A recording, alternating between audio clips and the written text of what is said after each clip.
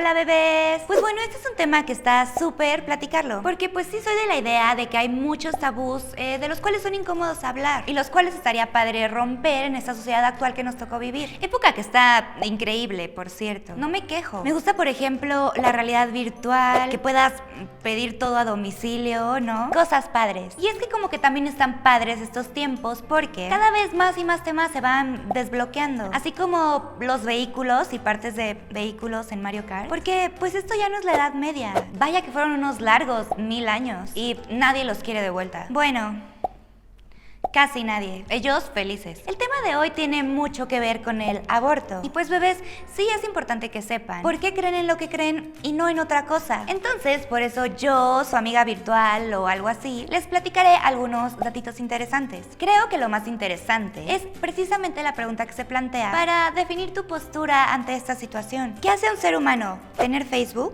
De esta pregunta se desprenderían varias dependiendo de tu punto de vista, como por ejemplo los moralistas. ¿Dónde empiezan los derechos de alguien y terminan los tuyos? El derecho a vivir, por ejemplo, que es donde entran aún más interrogantes y planteamientos como: ¿vivir es un derecho previo al nacimiento? ¿Qué calidad de vida tendría ese futuro ser humano? O por otra parte, preguntas más biológicas, científicas como: ¿en qué momento el cerebro desarrolla esa conciencia y ¡pum! Hola, problema. Determinar siquiera lo que es la conciencia. En general, ya es un problema ético, biológico, filosófico y legal. Pero en fin, aún más interesantes que las preguntas, creo, son las respuestas que hasta ahora se dan a esas preguntas, tanto científicas como morales. Este debate mundial para dar respuesta a esas preguntas no solo tienen que ver con el aborto, sino con la clonación o la investigación con células madre, por ejemplo. Pero, ok, volvamos. ¿Qué elementos tiene que tener algo para que pueda considerarse un ser humano? Bueno, por ejemplo, existe una rama de la ética llamada bioética, la cual ejercen, pues,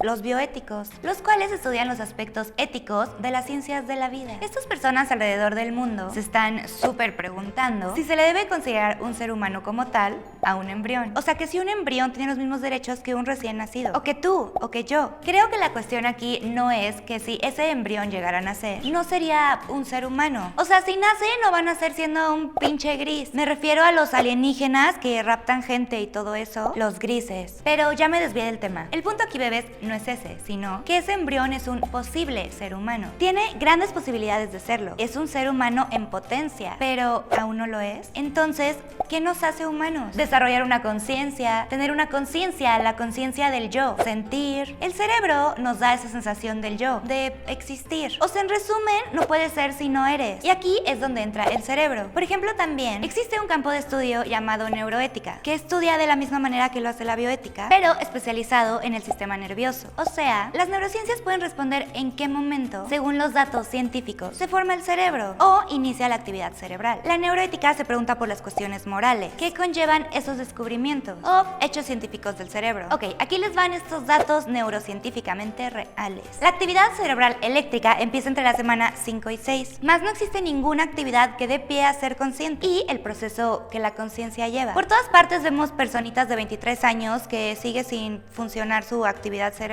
Pero ese es otro tema. Se ha observado que en las primeras semanas existe ya una actividad neuronal, pero también se observa esto en los pacientes clínicamente muertos. Hasta las semanas 8 y 10, ya las neuronas empiezan a circular por todo el cerebro y se desarrolla la primera conexión interhemisférica. Ya en la semana 13 el feto empieza a moverse, aunque sigue sin ser sensible ni consciente. Citando al autor de donde saqué estos datos reales científicos, el feto en esta etapa es como una babosa marina. Oh, no es cierto, a nadie nos gustan las babosas marinas.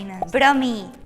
Entonces, bebés, parecería sencillo y científicamente correcto decir que un embrión no es un ser humano, sino uno posible. Así que tal vez no deberían aplicarse los mismos derechos legales y morales, ya que aún no es. Imagínense que todos esos posibles humanos semen, que se les quitó la oportunidad de venir al mundo, se les otorgara la vida nada más porque es posible. O sea, ya no cabemos, no mamen. En fin, sabiendo ya estos datos sobre la formación de la vida consciente, ¿qué opinan ustedes sobre todo este pedo, bebés? Bueno, bebés, esto fue todo para mí en este video. Nos vemos en el próximo. Sigan en Instagram y suscríbanse a este canal si no lo han hecho.